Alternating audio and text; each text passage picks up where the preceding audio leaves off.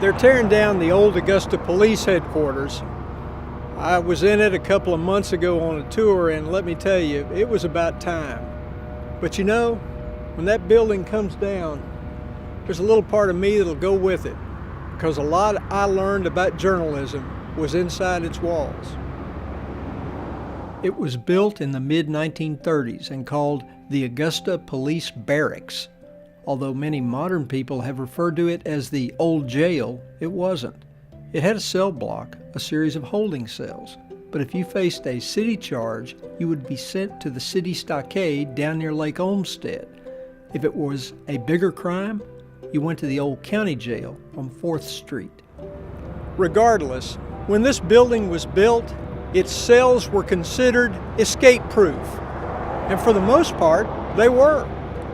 The Recorder's Court courtroom was attached to the side in what is now an empty lot at Reynolds and 9th, and the inmates were pretty tightly guarded. It had a pistol range downstairs. It had a kitchen which fed those held in the cell block, although initially it just served sandwiches. And for the next 60 years, this old building did its job pretty well.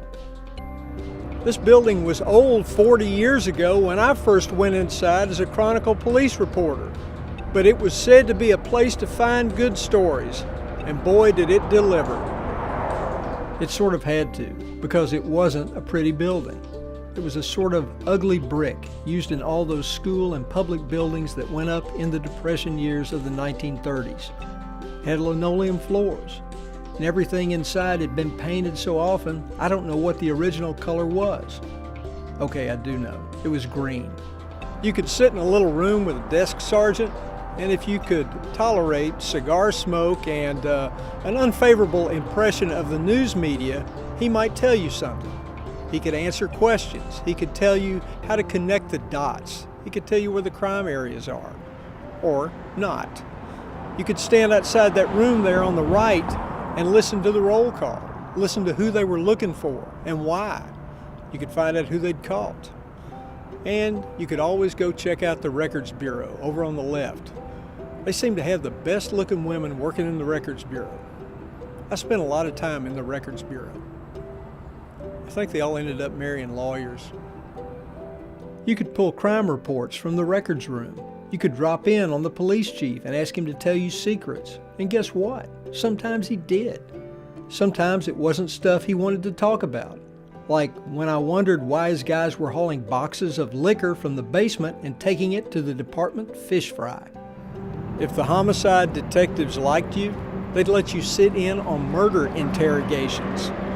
It was fascinating. It was intense. And now it's gone.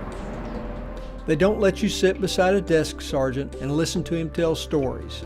You can't lean over a counter in the records room and ask a clerk if there's a report that she isn't supposed to let me see. You can't figure out how to slip down the old back alley, find a door with a window, and shoot a photo of the search of a suspect who happened to rob the jewelry store of the former Augusta mayor. Those days are past, and soon this old building will be too. That's the way it is. And that's the way it was.